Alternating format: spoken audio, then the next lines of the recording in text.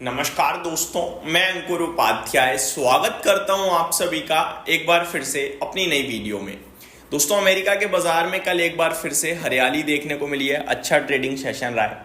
एफआईआईडीआईज ने cash market में तो दबा के खरीदा, लेकिन शॉक मिला है ऑप्शंस के डेटा में, जिसके बारे में मैंने इन डेप्थ बात करी है आप सभी के साथ एसएमए वाले चैनल पे पहली वीडियो में आज की।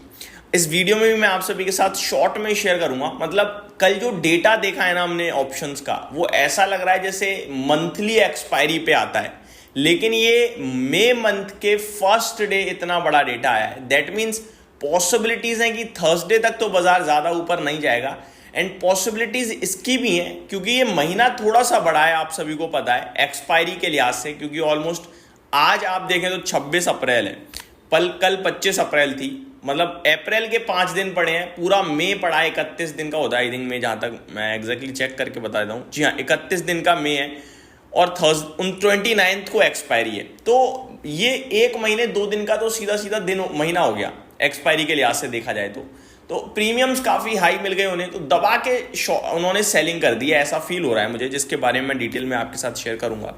स्टॉक स्पेसिफिक एक्शन तो भरपूर चल ही रहा है आजकल, वो आप सभी देख ही रहे हो। रिजल्ट्स लगातार बेसिस पे आते जा रहे हैं, जिनके बारे में मैंने काफ़ी सारे स्टॉक्स को तो कवर कर दिया है नंबर्स के दम पर। इस वीडियो में शॉर्ट में अच्छे या बुरे या इनलाइन नंबर्स हैं वो डिस्कस करूंगा। एक एक करके चीज़ों को शुरू करते हैं कवर करना। सबसे पहले अमेरिका के बाजार और ग्लोबल मार्केट्स के बारे में डिस्कस करना चाहूँगा।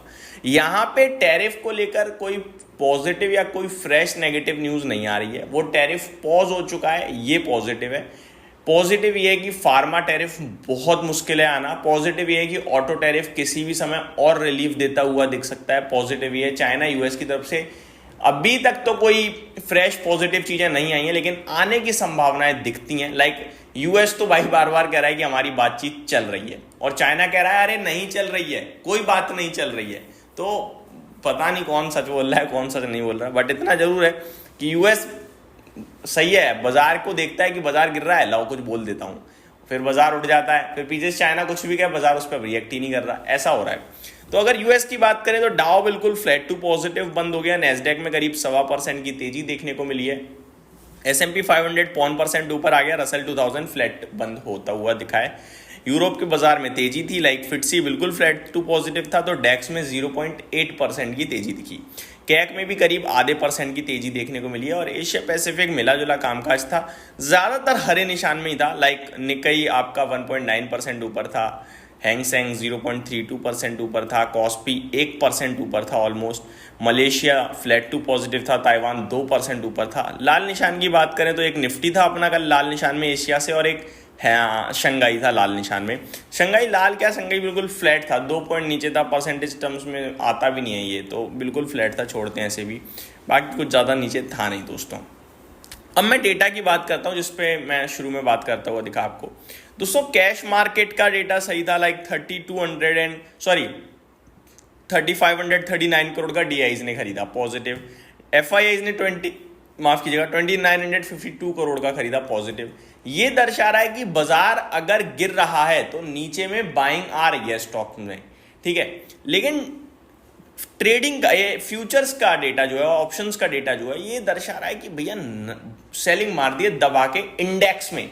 तो पॉसिबिलिटीज है कि ज्यादा ऊपर जाना बड़ा मुश्किल है। अब पता है कितनी सेलिंग करी है कल? 61,104 करोड़ की। ये मंथली डेटा होता है इतना बड़ा, ठीक है, ऑप्शंस में। अब ये 61,000 करोड़ में से 59,000 करोड़ की सेलिंग फ्यूचर इंडेक्स ऑप्शन में करी है, सॉरी फ्यूचर नहीं, इंडेक्स ऑप्शन में।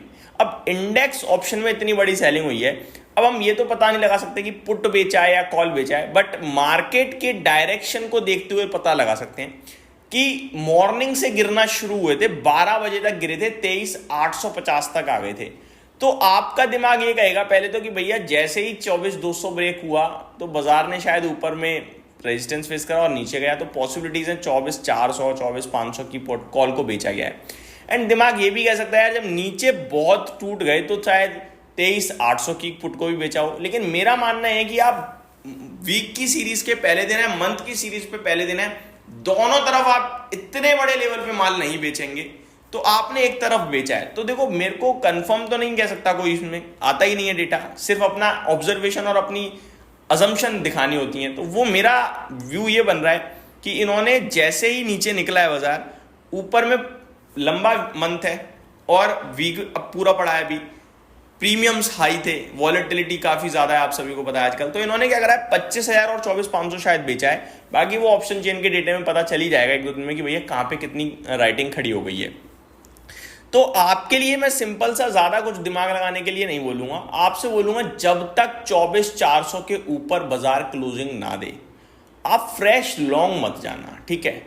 और इस पे अगर ट्रेडिंग करते हो, बिल्कुल और नजदीक का लेवल ढूंढ रहे हो कि भाई 24,450 तो 450 400 पॉइंट की तेजी छूट जाएगी, तो 24,250 के ऊपर जब तक ना निकले तब तक ट्रेडर्स भी लॉन्ग पोजीशन ना क्रिएट करें, ठीक है।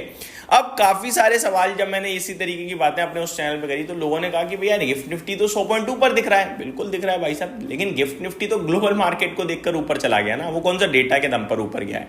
तो हम 24,250 तक तो जा सकते हैं, जिसमें 200 पॉइंट का मूव बनता है, लेकिन उसके ऊपर निकलना मुश्किल होगा। और उसके ऊपर निकलकर 24,400 तक जाना भी एक बार को हजम हो जाएगा, बट उसके ऊपर निकलना मुश्किल है। और निकल गए तो फिर मजे ही मजे, है ना।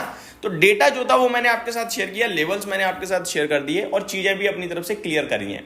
ये सारी चीजें ट्रेडर्स के हिसाब से हैं। इन्वेस्टर्स को ज्यादा कुछ नहीं दिमाग लगाना है। इन्वेस्टर्स जिनका व्यू मोर देन 2 ईयर्स है, ये जो टैरिफ, इंडिया पाक टेंशन, जो कुछ भी चल रहा है, इसमें जब भी बाजार पैनिक में आए, गिरे, आप हो सके तो सिप कीजिए, चाहे वो म्यूचुअल फंड के माध्यम से कीजिए, ईटीएफ के माध्यम से कीजिए, स्टॉक्स खरीदिए, क्वालिटी स्टॉक्स पे फोकस कीजिए, सिप कीजिए। ये आपके लिए अपॉर्चुनिटी क्रिएट करेगा। अभी आप चल रहे हो, मई में एंटर करने वाले हो, जून से गिरावट हो रही है 2024 के, ऑलमोस्ट 1 साल आपने गिरावट देख ली है। वैल्यूएशन लार्ज कैप के रीजनेबल हो गए हैं, अर्निंग्स इतनी खराब नहीं आ रही हैं, अच्छी आ रही हैं कंपनियों की। बैंक निफ्टी लाइफ हाई पे खड़ा है। आरबीआई गवर्नर साहब रेट कट की बात कर रहे हैं, रेट कट भी कर रहे हैं, लिक्विडिटी भी दे रहे हैं। टैरिफ से दुनिया ये कह रही है कि भारत को पॉजिटिविटी, भारत के लिए अपॉर्चुनिटी ही होगी।